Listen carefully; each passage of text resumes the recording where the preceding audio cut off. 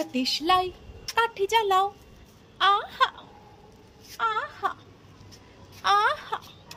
একটা দেশলাই কাঠি জ্বালাও, তাতে আগুন পাবে। শীতের হাত থেকে দূরে পালাও, তাতে ফাগুন পাবে। তবু আমাকে আর পাবে না, তবু আমাকে আর পাবে না, কারণ আমায় অবহেলা করেছো। আরে আমায় নিয়ে খেলা করেছো তুমি, আমায় নিয়ে খেলা করেছো। আহা আহা, তবু আমাকে আর পাবে না, তবু আমাকে আর পাবে না। এই না, তোমরা যদি না পাও আমায়, তাহলে আমার রান্নাগুলো কে দেখবে বলো? কিসের জন্য রান্না করব, কিসের জন্য রান্না শেয়ার করব?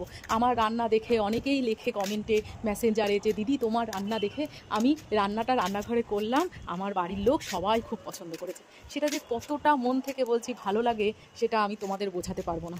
আজকে একটা ঘরোয়া রান্না করব, সেরকম কিছু নয়, চিংড়ি মাছ দিয়ে, যেটা আমার ফেভারিট। ওটা কোনো রেসিপি নয়, ওটা তোমার ব্যাপারটা হচ্ছে সবাই বাড়িতে করে, শুধু একটু রান্নাটা করলাম, সেটা তোমাদের সঙ্গে শেয়ার করব, আর কিছু না। চলো আমার রান্নাঘরে। চলে এলাম রান্নাঘরে। আজকে কোনো নতুন রেসিপি তোমাদের সঙ্গে শেয়ার করব না, একটা চিরাচরিত রেসিপি, মানে যেটা মানে মা ঠাকুমারা আমাদের খাইয়ে খাইয়ে এসছে, এবং আমরা এখনো পর্যন্ত ওই জিনিসটা পেলে আর কিছু পাতে নিতে চাই না। প্রথমে সর্ষে নিয়ে নিলাম, তারপরে পোস্ত,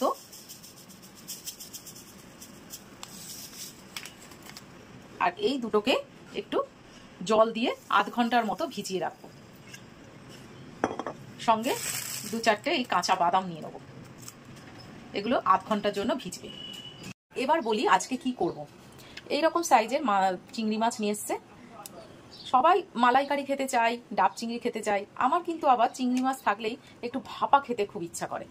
আর আমার মনে হয় অনেকেই আছে আমার মতো, এই ভাপা পেলে আর কিচ্ছু চায় না। তো আজকে আমি এই চিংড়ি মাছ দিয়ে ভাপাই করব। আধ ঘন্টা পরে সর্ষে, পোস্ত আর ওই বাদামটাকে জল থেকে ছেঁকে নিয়েছি। এইবারে এটা মিক্সিতে পেস্ট করে নেবো। এর মধ্যে দিয়ে দেবো কিছুটা নুন আর কয়েকটা কাঁচা লঙ্কা।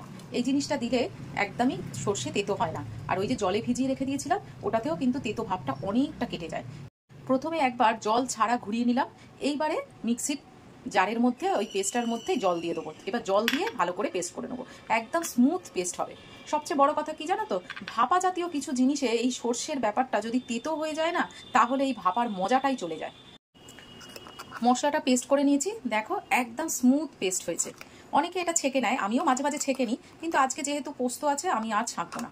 আমার বড্ড গায়ে লাগে বাবা, পোস্তর যা দাম, সে তোমরা আমাকে কিপটে বলো আর যাই বলো। এইবারে আমি একটা টিফিন বক্সের মধ্যে এই পেস্টটা নিয়ে নেবো।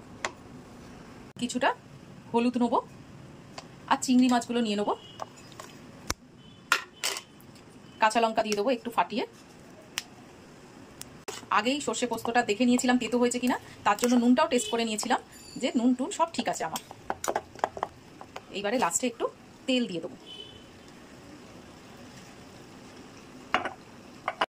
এবার আমার সব মিক্সড করা হয়ে গেছে, শুধু টিফিন বক্স বন্ধ করব আর ভাপাতে দিয়ে দেবো। এটা এমন একটা জিনিস না, আমি জানি এটা সব বাড়িতেই হয়, কিন্তু আমার সঙ্গে সবাই একমত হবে আমার মনে হয় যে এইটা মানে পাশে রাখলে, ভাতের পাশে রাখলে আর কিচ্ছু চাই না। তোমরা কি বলো কমেন্ট বক্সে অবশ্যই লিখো। এই এবার ঢাকা দিয়ে দিলাম, এটা হতে থাক। ভাপা আমার কমপ্লিট। এই আস্তে করে ওরে বাবা, আস্তে করে খুলবো। ও কি হয়েছে ভাপা, দারুণ দারুণ। এবার একটু কাঁচা সর্ষের তেল দিয়ে দেবো, দারুণ দারুণ হয়েছে। এই ভাত নিলাম, ভাতের পাশে ভাপা নেবো। ওই আলাদা করে বাটি ফাটি করে নিতে আমার ভালো লাগে না।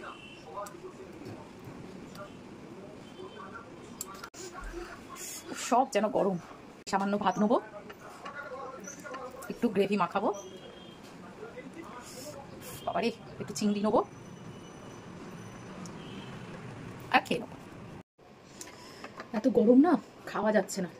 আর এরকম করে মেখে মুখে পড়বো, কাঁচা লঙ্কা নেবো। ও স্বর্গ স্বর্গ। আর তোমরাই বলো তো, এর আশেপাশে আর কি কিছু নিতে হবে?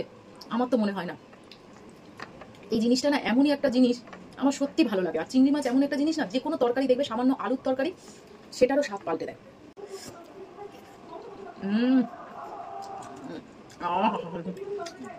তো আমি ভাত খেয়ে নিই, আর তোমরা রীতিমতো এই রেসিপিটা দেখে করতে হবে না, মনে করে তোমরা বাড়িতে করো। তো টাটা।